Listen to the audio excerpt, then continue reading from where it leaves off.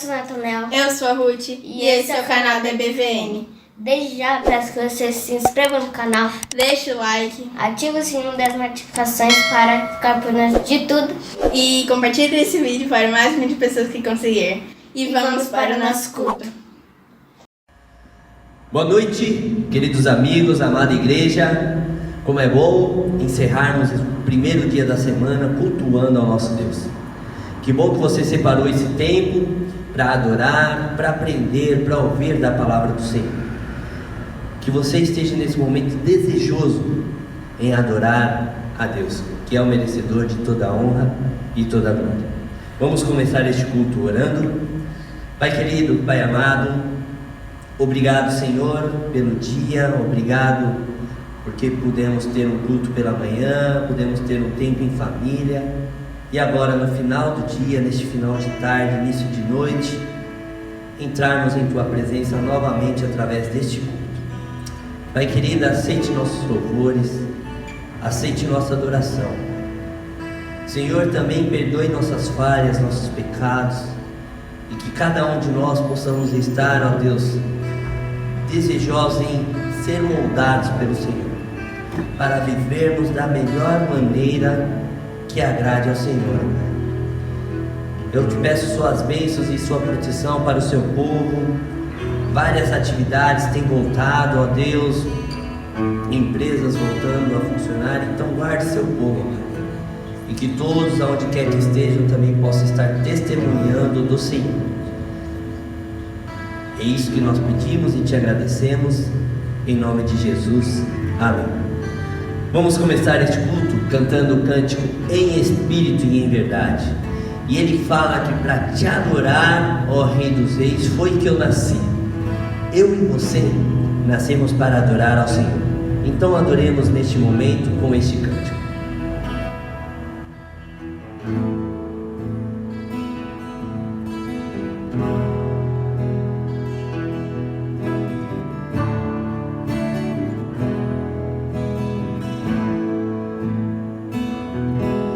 Em espírito, em verdade, te adoramos, te adoramos.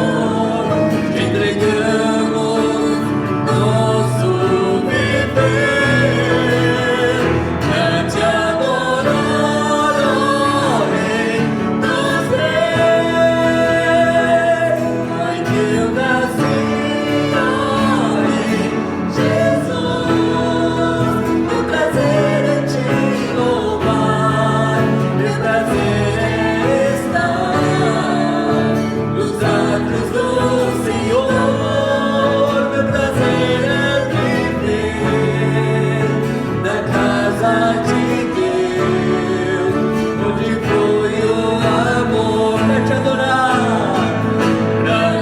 ó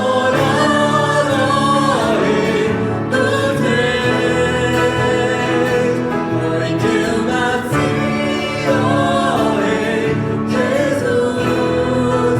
Meu prazer é te louvar, meu prazer é estar nos átrios do Senhor. Meu prazer é viver na casa de Deus, onde foi o amor, ministrando louvor,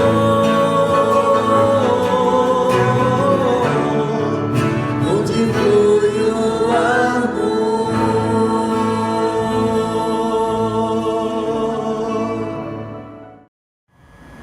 O Senhor tem feito grandes coisas por nós. Próximo cântico, queremos adorar a Deus, é o cântico Grandes São as Suas Obras. E eu não tenho dúvida de que Deus tem feito grandes coisas por você. E isso é resultado do amor dele por cada um de nós. Então adore ao Senhor, honre ao Senhor com sua vida, porque Ele tem feito grandes coisas por nós. Vamos cantar.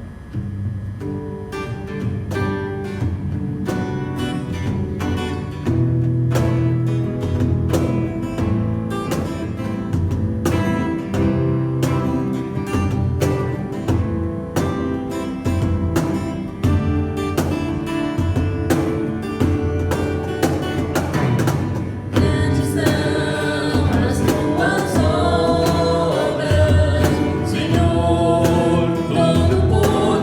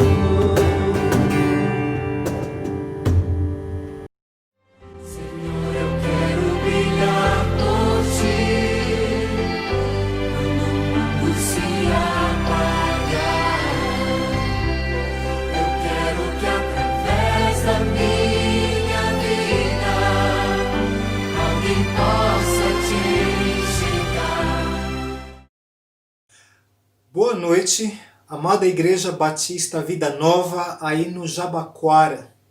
Eu sou o pastor Valtair, para os que não me conhecem. Eu tenho aqui a minha família, Raquel,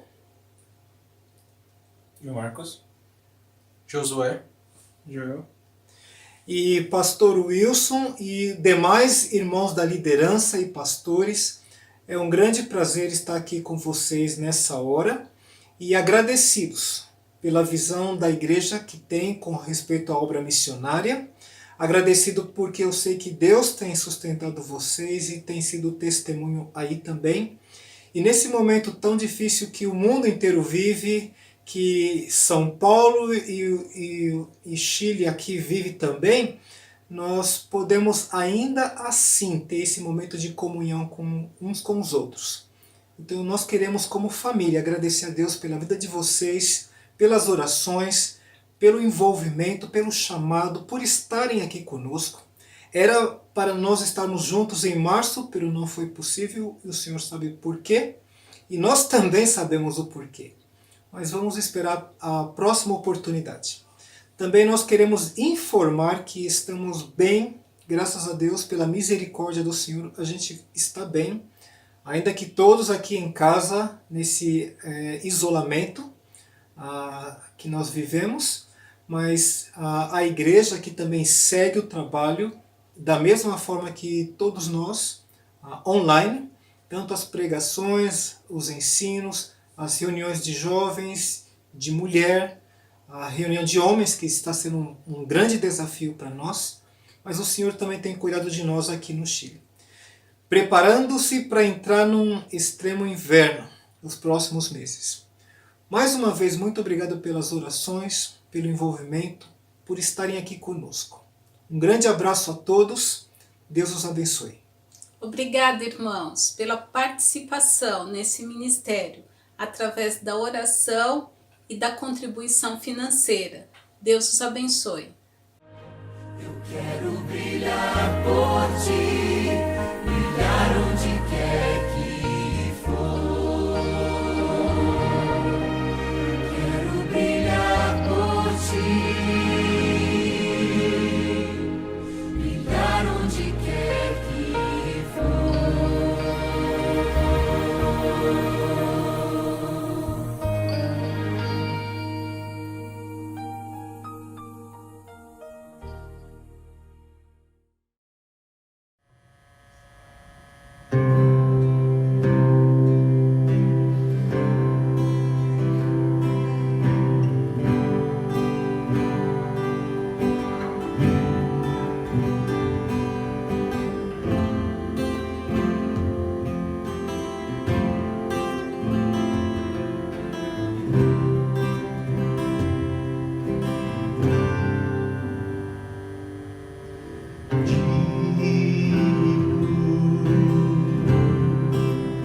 Só teu nome é digno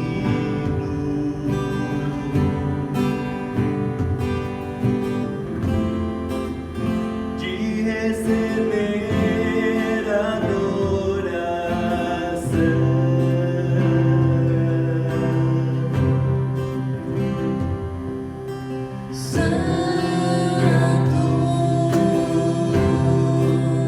Só teu nome é santo.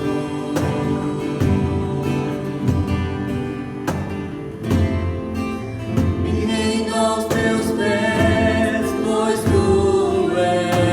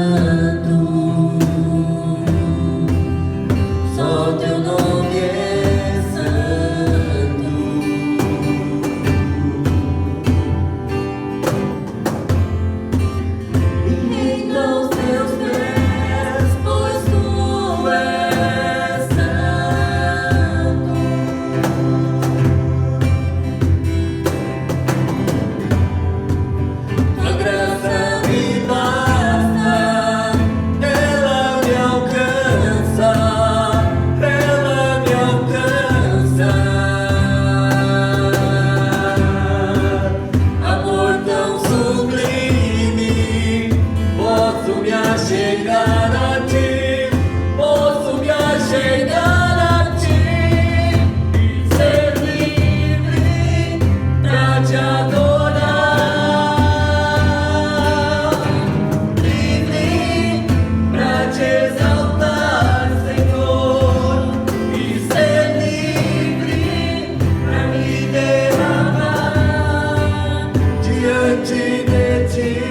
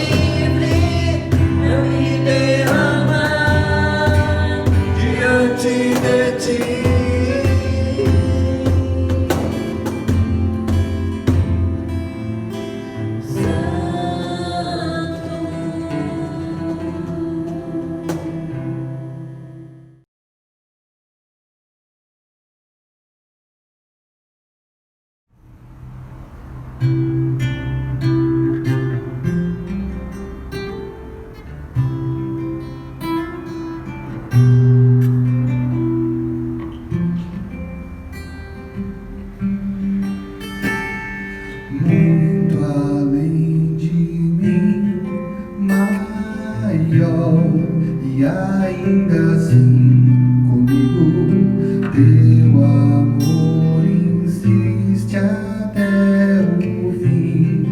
Me diz por onde ir, e mesmo quando a noite vem, seguro estou em ti. Muito além de mim, maior, e ainda assim comigo teu amor me encontra até aqui em minha solidão. E mesmo quando a noite vem, meu canto sobe a ti.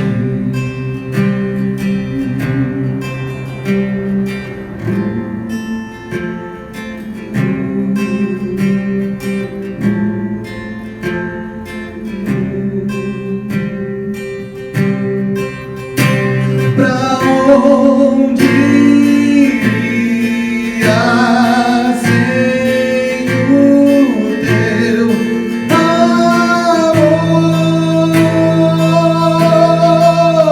Quem sou eu pra questionar se até o ar que enche meus pulmões vem de ti, não é meu, não é meu, não é meu, não é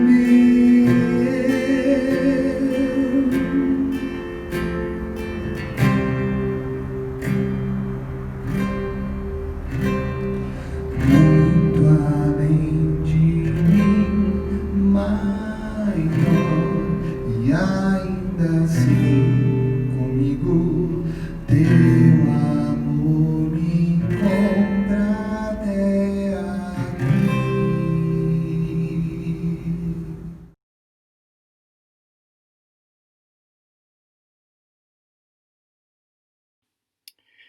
Boa noite, irmãos. Hoje à noite vamos continuar nosso estudo no livro de Abacuque e vamos fazer uma pequena revisão. Em Abacuque, capítulo 1, os versículos 12 a 17, o profeta colocou várias perguntas a Deus. Ele quis saber como um Deus justo poderia usar um povo tão ímpio como a Babilônia para castigar o povo de Deus. Logo no capítulo 2, o próximo trecho, nos versículos 1 a 5, o Senhor respondeu com uma visão bem elaborada.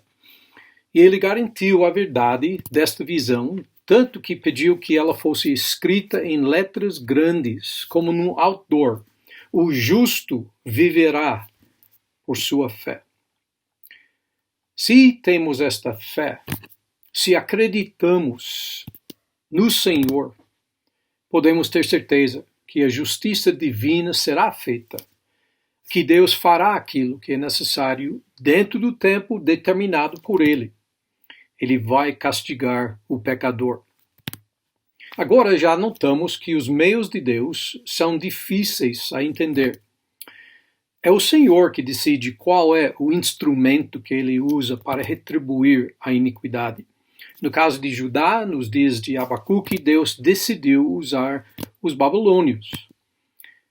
Mas nossa passagem de hoje à noite vai nos mostrar uma verdadeira importante, um conceito verdadeiramente importante. Que mesmo os babilônios sendo o instrumento divino de castigar Judá, isto não isentou os babilônios do seu castigo merecido.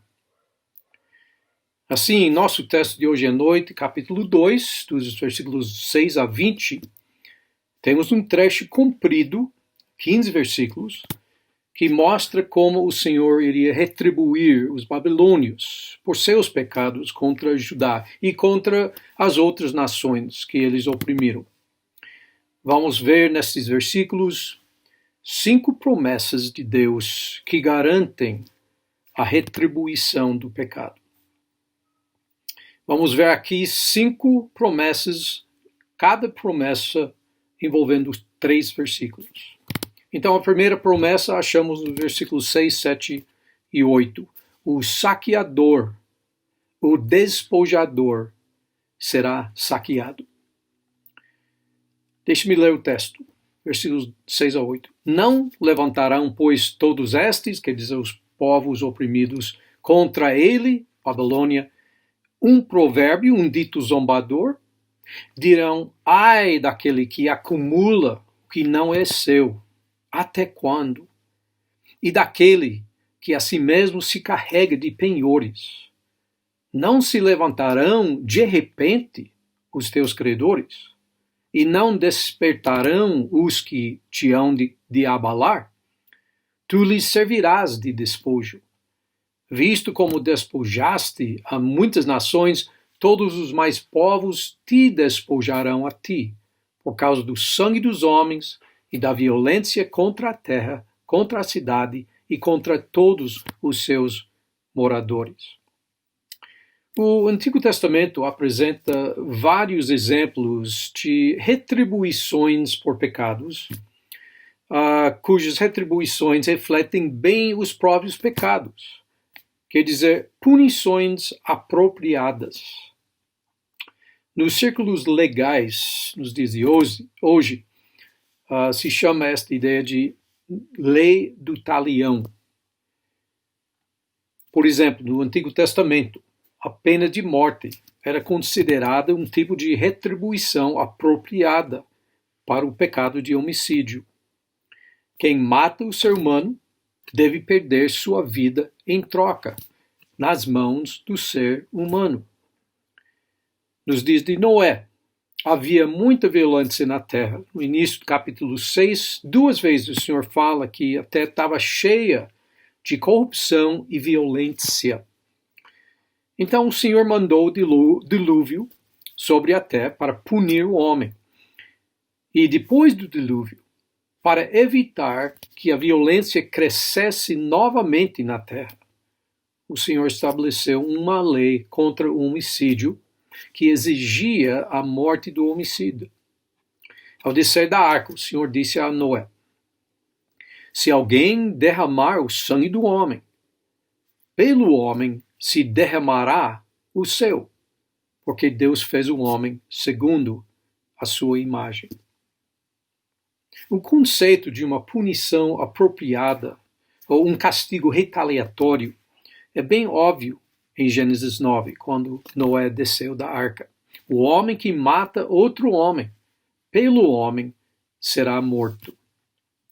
Através da lei de Moisés, que surgiu mais tarde, temos outras passagens que mostram que o castigo por certas transgressões seria retaliatório. Por exemplo, óleo por óleo, dente por dente, vida por vida.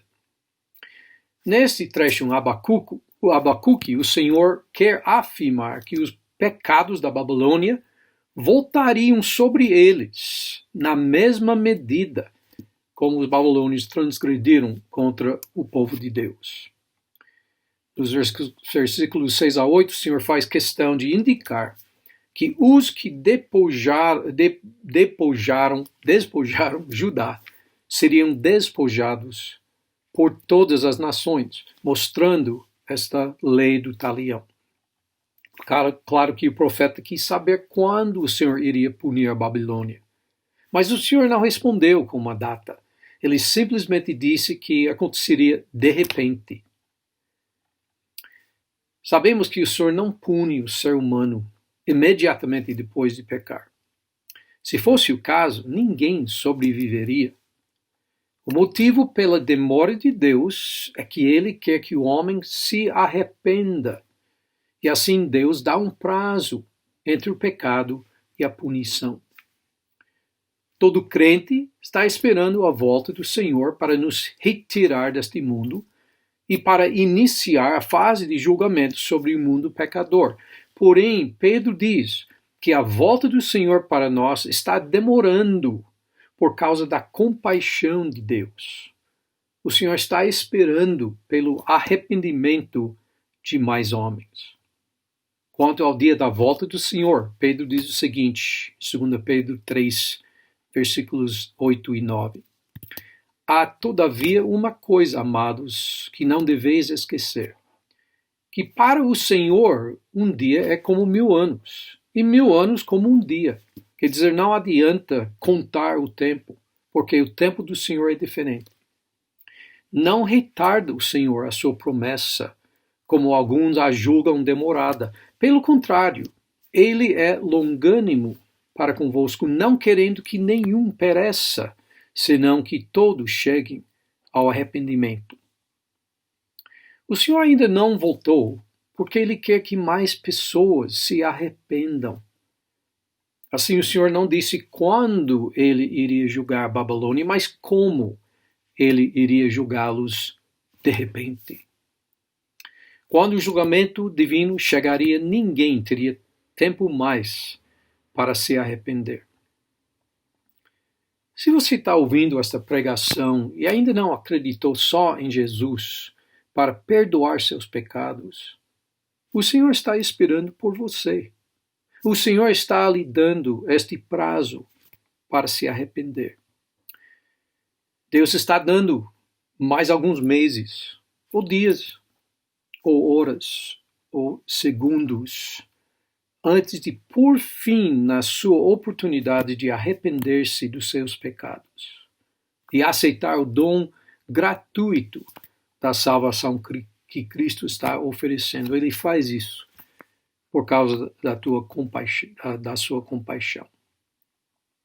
Se deixar esta decisão para outro dia, você não tem garantia nenhuma que a sua morte ou a volta de Cristo não acontece subitamente, sem tempo para você se arrepender. E como Paulo diz em 2 Coríntios capítulo 6, versículos 1 e 2, vos exortamos a que não recebais em vão a graça de Deus, porque ele diz, eu te ouvi no tempo da oportunidade e te socorri no dia da salvação. Eis agora o tempo sobremodo oportuno. Eis agora o dia da salvação. Aproveite o convite da salvação agora mesmo. O prazo de misericórdia pode logo acabar. O profeta Isaías fala a mesma coisa em capítulo 55, versículo 6. Buscai o Senhor enquanto se pode achar. Invocai-o enquanto está perto. Arrependa-se hoje, enquanto ainda dá tempo. Vamos ver a segunda promessa de retribuição dos babilônios que o Senhor deu ao profeta nesse trecho. Versículos 9 a 11. O opressor será oprimido. Ai daquele que ajunta em sua casa bens mal adquiridos, para pôr em lugar alto seu ninho, a fim de livrar-se das garras do mal. Vergonha maquinaste para a tua casa, destruindo tu a muitos povos, pecaste contra a tua alma, porque a pedra clamará da parede, e a trave lhe responderá do madeiramento. Como a maior parte da profecia de Abacuque, esse trecho é cheio de imagens, cheio de símbolos. Este segundo ai trata do rei da Babilônia e sua dinastia. A palavra casa nesses textos refere-se ao reino dele, à família real, à linhagem dele. Nabucodonosor adquiriu ou ajuntou em sua casa, em seu reino, muita riqueza para tentar garantir a permanência do seu reino. Como uma águia que coloca seu ninho no topo de uma árvore grande, o rei babilônico quis proteger e preservar seu reino de qualquer mal. Mas quem constrói um reino em atos de malandragem e de opressão, ele logo se torna alvo de ataques e conspirações por aqueles que ele oprimiu. Ele não podia contar com um futuro sem ameaça de vingança.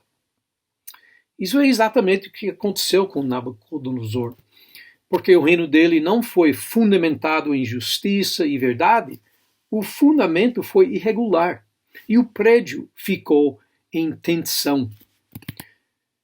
Quando eu era engenheiro civil na área de construção, trabalhei com concreto, madeira, metal, e não havia nada pior do que estar num prédio que fazia pequenos barulhos, deixando a impressão de que tudo poderia cair num piscar dos olhos. Assim, a linguagem simbólica do profeta, quer dizer, as pedras das paredes clamavam, as madeiras apoiando o telhado gemiam. Este é o resultado de uma casa que logo vai abalar e logo vai desabar completamente. Em vez de um reino glorioso e permanente, o reino de Nabucodonosor acabaria em desonra, em vergonha, em destruição. Vamos ver a terceira promessa de retribuição contra a Babilônia. O ambicioso não terá nada. Versículos 12 e 13 dizem: ai daquele que edifica a cidade com sangue e a fundamenta com iniquidade. Não vem do Senhor dos exércitos que as nações labutem para o fogo e os povos se fatiguem em vão? Abacuque mencionou aqui a edificação de uma cidade. Agora, o rei da Babilônia e seu povo eram saqueadores e opressores, mas também eles eram construtores de várias cidades na Babilônia. Eles usaram as riquezas ganhas dos despojos para construir mais e mais cidades. Agora, o símbolo de uma cidade na palavra de Deus é interessante. O que podemos entender sobre este símbolo e quando começa a primeira cidade na palavra de Deus? Vamos lembrar que Adão e Eva foram criados na imagem de Deus e colocados num jardim. O Senhor não pediu que eles construíssem nenhuma cidade, mas que trabalhassem num jardim. Porém, depois da queda de Adão e Eva, e depois que Caim matasse seu irmão Abel, Caim, na sua ambição e para sua segurança, construiu uma cidade. É a primeira cidade mencionada nas Escrituras. Em vez de querer mostrar a glória do Senhor na sua cidade, ele chamou a cidade Enoque, honrando seu filho. Gênesis 4, 16 e 17 diz o seguinte: depois de matar seu irmão, retirou-se Caim da presença do Senhor, quer dizer, da família santa de Adão e Eva, e habitou na terra de Nod, ao oriente do Éden. Caim edificou uma cidade e lhe chamou Enoque, o nome de seu filho. Vamos notar as outras cidades. Logo depois, Nimrod, em Gênesis capítulo 10, é descrito como poderoso caçador. Mas alguns acham que esse nome indica que ele sabia escravizar muitos povos com seu poder. Ele conseguiu construir várias cidades antigas de importante. Pode ler a lista em capítulo 10 de Gênesis. E essas cidades incluíram Nínive. E provavelmente ele construiu essas muitas cidades através do trabalho de escravos. Capítulo 11 de Gênesis também menciona uma cidade, a Torre de Babel. É outro exemplo de uma cidade construída na base de rebelião e opressão. Em capítulo 18, 19, Sodoma e Gomorra são mencionadas duas cidades extremamente pecaminosas que oprimiam homens justos como Ló. E eles experimentaram a punição de Deus por seu pecado. E as cidades dos reis do Egito precisavam de muitos escravos israelitas para construí-las. Todas essas cidades são exemplos da ambição opressiva do ser humano. Cidades construídas com sangue, cidades fundamentadas com iniquidade. Isso quer dizer que todas as cidades são opressivas e cheias de iniquidade? Bom, as cidades modernas, como São Paulo, têm muitos problemas. Tem um governo enorme, mal controlada, né? Que é colocado para controlar a cidade, mas não funciona bem. E este exemplo é repetido milhares de vezes através do mundo inteiro. Cidades enormes com grandes problemas. Graças a Deus que no estado eterno haverá uma cidade não opressiva, não construída com o sangue de escravos, mas fundamentada no amor de Deus, quer dizer, a Nova Jerusalém. Qual é o lucro de todo o esforço de construir cidades? Conforme o versículo 13 aqui, esta ambição que motiva tanta construção pelo sangue do homem não rende nada. O final desses esforços egoístas é fogo e vaidade. Esse foi o caso das cidades no vale mais fértil da Palestina, Sodoma e Gomorra, que foram consumidas pelo fogo de Deus. As cidades de Israel no norte e de Judá no sul, incluindo Jerusalém, foram conquistadas e sofreram os efeitos da destruição pelo fogo, devido à desobediência do povo às leis de Deus. E em Apocalipse 18, os reis do mundo chorarão e lamentarão sobre a cidade simbolicamente chamada Babilônia, quando ela cair no julgamento de Deus. Sabe que alguns acham que essa cidade representa Nova York. Os reis do mundo vão chorar quando virem a fumaceira do seu incêndio, fogo e vaidade. As cidades construídas pela ambição e opressão de homens ímpios vão render só fogo e vaidade aos seus arquitetos.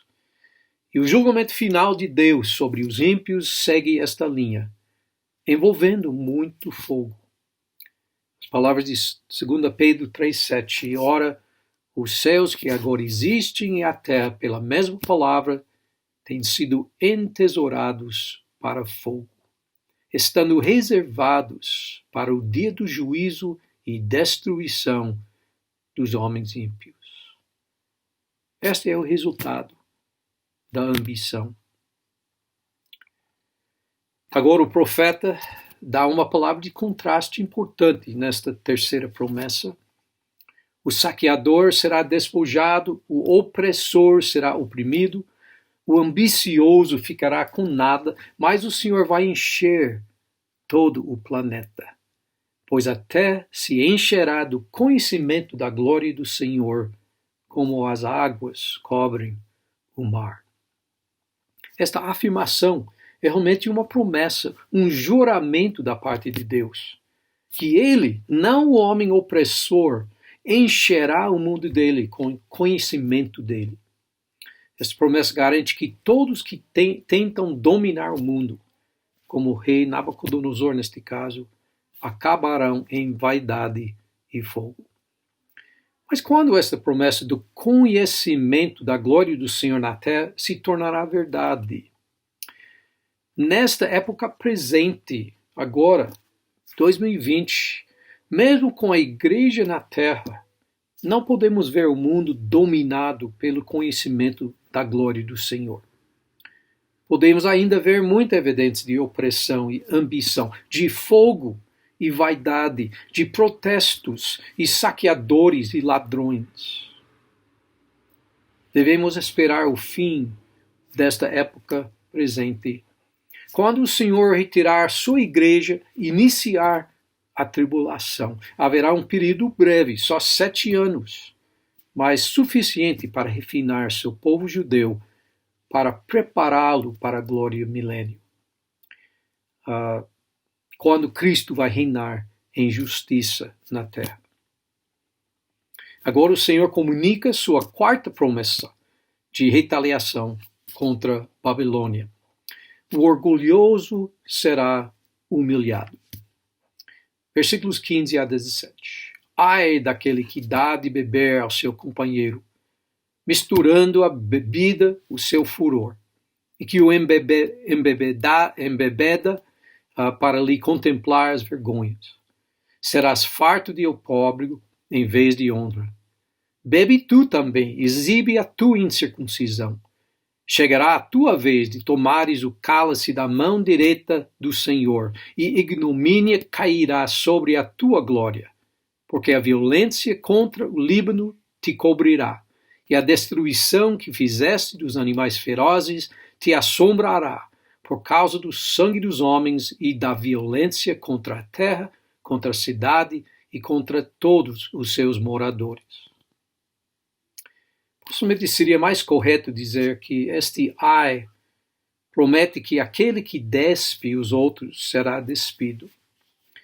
A imagem aqui é de um homem que quer humilhar seus companheiros através da bebida.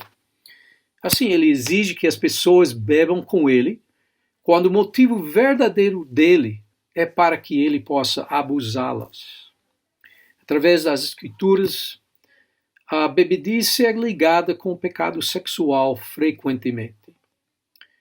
Voltando para Noé, Noé ficou bêbado e seu filho Cão aproveitou a situação, vendo a nudez do pai, que estava na sua própria tenda. Logo, ele foi amaldiçoado pelo pai. As duas filhas de Ló, achando que não houve homem, né, na caverna delas, para propagar a raça delas, elas conseguiram se engravidar através da bebida, deixando que Ló fosse bêbado. Elas geraram os povos de Moabe e Amon, 2 inimigos perpétuos de Israel. Davi tentou embriagar Urias com vinho, né, para cobrir seu pecado de adultério com a esposa dele, a Batseba. E no Novo Testamento, Efésios 5,18 mostra a mesma verdade. Paulo diz, e não vos embriagueis com vinho, no qual há dissolução, mas enchei-vos do Espírito. Em vez de ser controlado pelo vinho, devemos ser controlados pelo Espírito. A bebedice gera muito pecado e não deve ter nenhuma parte na vida do crente. Mas o pior é aquele que usa a bebedice para humilhar os outros. Neste texto, este mestre da festa, homem generoso, realmente é um opressor orgulhoso, quer dizer, simbolizando Babilônia. Esta pessoa, este mestre, este símbolo usava a bebida para satisfazer seus desejos de contemplar a nudez dos outros. Mas este ato de orgulho, de domínio sobre os outros, seria retribuído por Deus também. Abacuque diz que o orgulho deste mestre da festa se tornaria em vergonha. Mas como? Pela bebedice, os membros íntimos deste mestre seriam revelados a todos. Quer dizer, a fraqueza e humilhação da Babilônia seriam reveladas quando a nação orgulhosa seria destruída por um inimigo no futuro. Em vez de ser farto de bebida, a Babilônia estaria cheia de vergonha. Jeremias escreveu poucos anos depois de Abacuque e tratou deste mesmo povo, Babilônia. Ele diz que, no início, a Babilônia era um cálice na mão do Senhor para punir as nações, incluindo Judá. Ele diz no capítulo 51:7, a Babilônia era um copo de ouro na mão do Senhor, o qual embriagava a toda a terra. Do seu vinho beberam as nações, por isso enlouqueceram. Jeremias repetiu o teor de Abacuque, que o Senhor usaria Nabucodonosor como instrumento para disciplinar Judá, servindo com o copo da ira, a ira divina contra seu povo. As nações teriam que beber da ira do Senhor por seus pecados, sendo destruídas pelo instrumento de Deus, a Babilônia.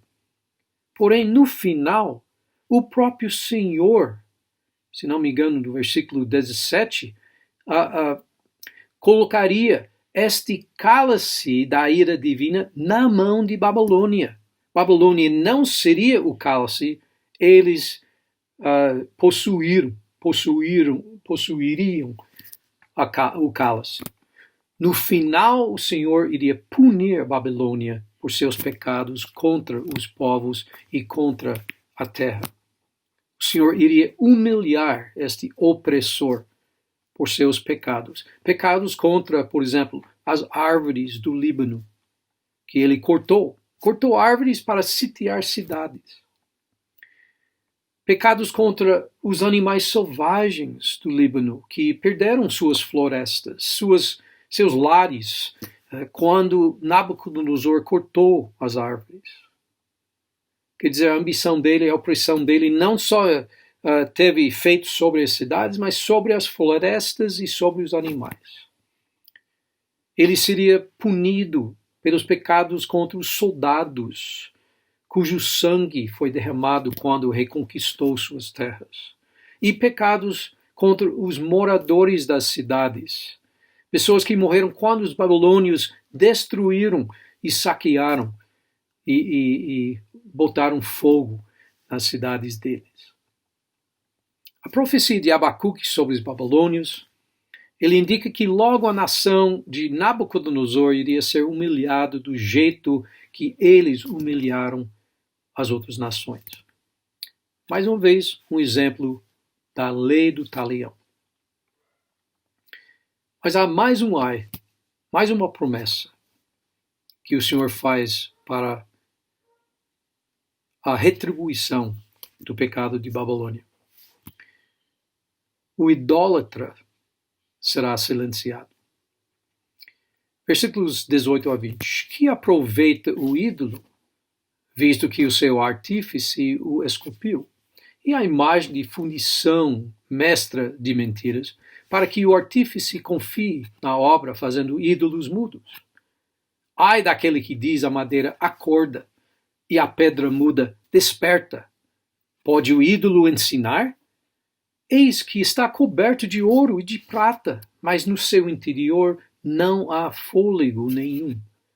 O Senhor, porém, está no seu santo templo. Cale-se diante dele toda a terra. Como as outras promessas, este ai mostra uma punição retaliatória, onde a punição reflete o crime. Esta última promessa é mais pesada do que as outras 4, pois trata do verdadeiro Deus. Os babilônios eram opressivos, orgulhosos, avarentos, abusadores, mas este último ai explica tudo. Eles não conheciam o verdadeiro Deus. Assim, eles tinham que inventar suas leis e regras morais. Não sabiam nada da verdadeira moralidade. Os ídolos da Babilônia eram enormes, impressionantes, sabemos isso, né, do texto de Isaías. Ele diz que era necessário transportar os ídolos de Bel e Nebo com carros grandes e animais poderosos. Mas a pergunta de Abacuque diz tudo. Que aproveita o ídolo? O que valor tem? Parece que o profeta gasta mais tempo falando do artífice que fazia os ídolos do que o próprio ídolo. Isso é porque não adianta raciocinar com um ídolo que não pode pensar. É o artífice que deveria ser perguntado sobre seu raciocínio. Não faz muito sentido adorar aquilo que você fabrica, mesmo fazendo algo super bonito ou intrincado. Como um objeto físico pode possuir mais poder do que aquele que o preparou?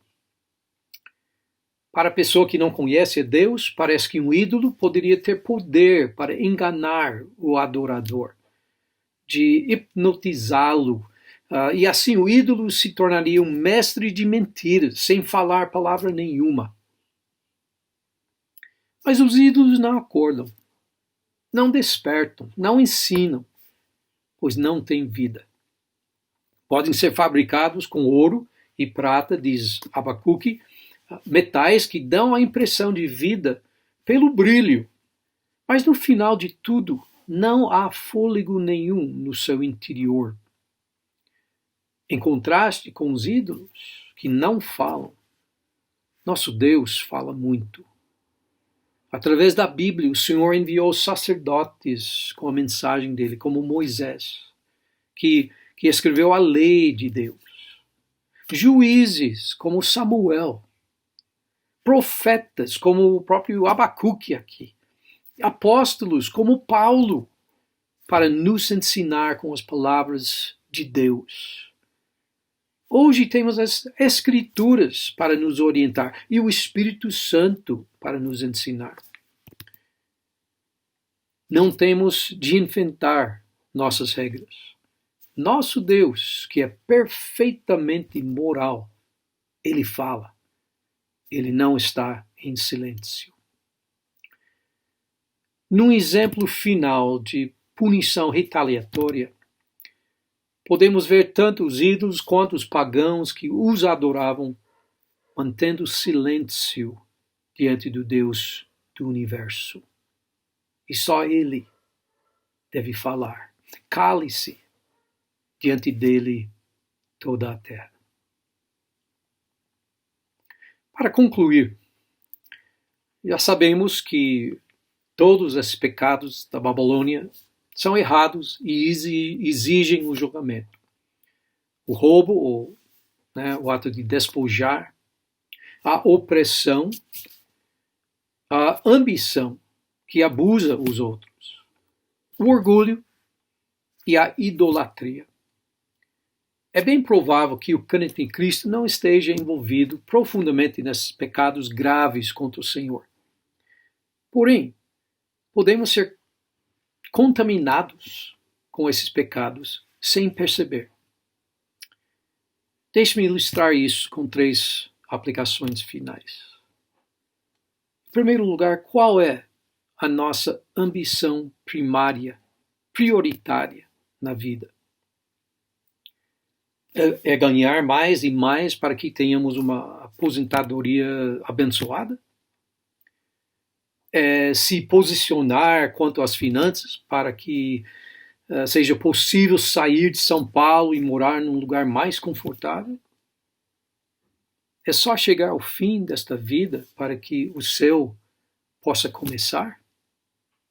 Qual é a sua verdadeira ambição primária? O Senhor diz que nossa ambição prioritária, nossa paixão, deve ser o reino de Deus. Devemos zelar para a glória do reino neste mundo e para a justiça dele em nossas vidas. Em Mateus 6:33, Jesus diz: buscai, pois, em primeiro lugar o seu reino e a sua justiça, e todas essas coisas vos serão acrescentadas.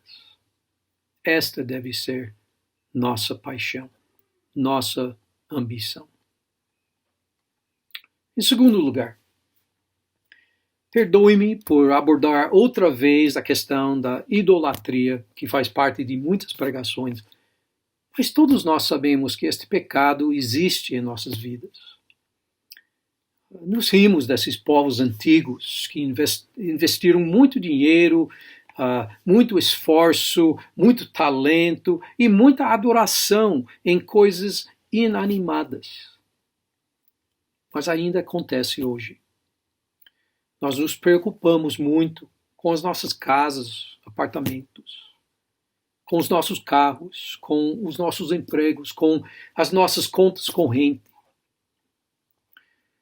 Chegou a hora de ficar em silêncio diante do Senhor, pois Ele tem vida. E Ele fala conosco, Ele é suficiente para nós. Não devemos deixar espaço em nosso coração, não devemos ter paixão para aquilo que não tem vida e que não nos satisfaz. E a terceira aplicação. Pode ser que você está ouvindo esta pregação, mas nunca acreditou em Jesus Cristo.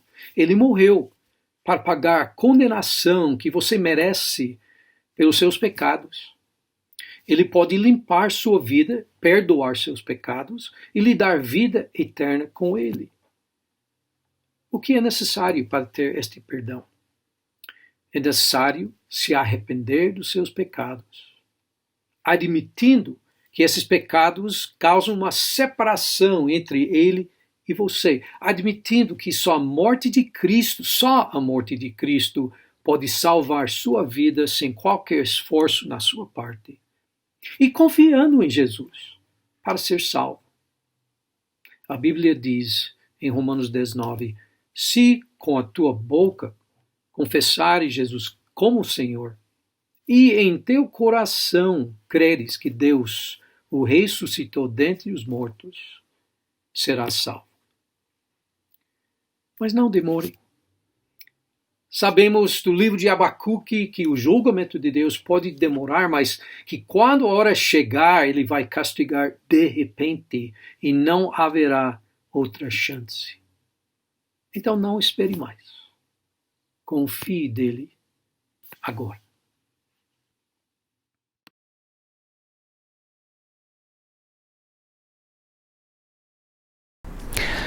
Amados irmãos em Cristo, eu peço que todos nós continuemos a orar ao Senhor, a buscar o Senhor, para que Deus dê-nos a alegria, a permissão de voltarmos aos cultos presenciais. É bom adorar ao Senhor, tem sido bom através dos cultos online, mas desejamos fazer presencial. Então, não cesse de orar. Continue clamando, continue intercedendo ao Senhor para que Ele permita que logo mais, quem sabe o mês que vem, possamos voltar à rotina de se reunir para adorar a Deus junto com os irmãos. Tá bom? Queremos continuar também agradecendo a Deus e pedindo que você continue sendo fiel nos seus dízimos e ofertas para que possamos continuar sendo abençoados e continuar adorando ao Senhor através desta forma e que continuemos espalhando a palavra de Deus através dos vídeos, através dessas mensagens. Então continue cultuando a Deus como temos feito até aqui. Vamos lá, continuar adorando ao Senhor. Nós vamos adorar a Deus agora com o cântico Renova. Você que ainda não tem o Senhor Jesus como Salvador, que este cântico possa ser a sua oração. Se reconhecer como uma pessoa que necessita da graça de Deus. E nesse sentido, pedir para que Ele, mediante a sua graça, a sua misericórdia, renove a sua vida. Para você também que está afastado dos caminhos do Senhor, olha, peça para que o Senhor renove seus dias e que você venha e se prostre diante do nosso Pai. Vamos adorar a Deus com o cântico renova.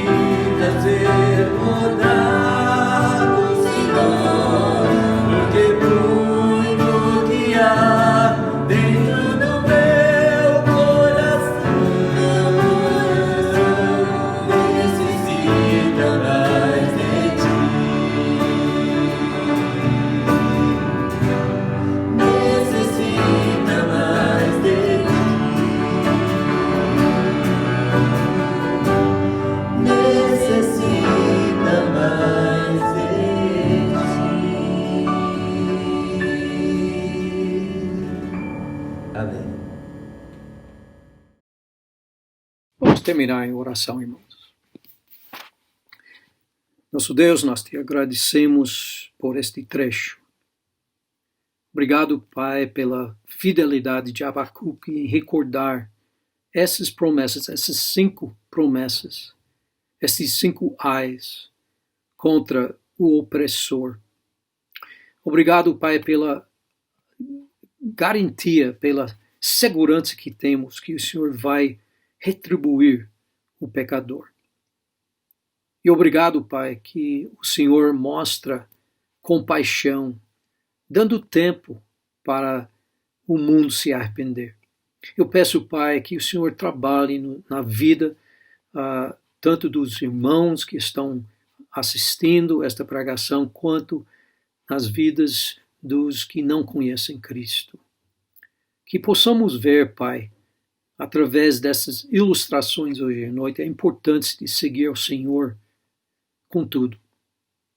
De admitir que nosso alvo nesta vida é de ver o conhecimento da glória do Senhor enchendo tudo. E que o Senhor é quem fala. Ajuda-nos, Pai, a ouvir. Ajuda-nos, Pai, a obedecer. Ajuda-nos, Pai, a trabalhar para a Tua glória. E para aquele que não conhece o Senhor, trabalhe no coração dessa pessoa, Pai. Motive aquela pessoa a se arrepender, de virar as costas no mundo e aceitar este dom gratuito da salvação das Tuas mãos. Obrigado, Pai, por nosso Salvador Jesus Cristo, que nos redimiu, que Ele possa aplicar a redenção a outras vidas hoje à noite. Em nome de Jesus. Amém.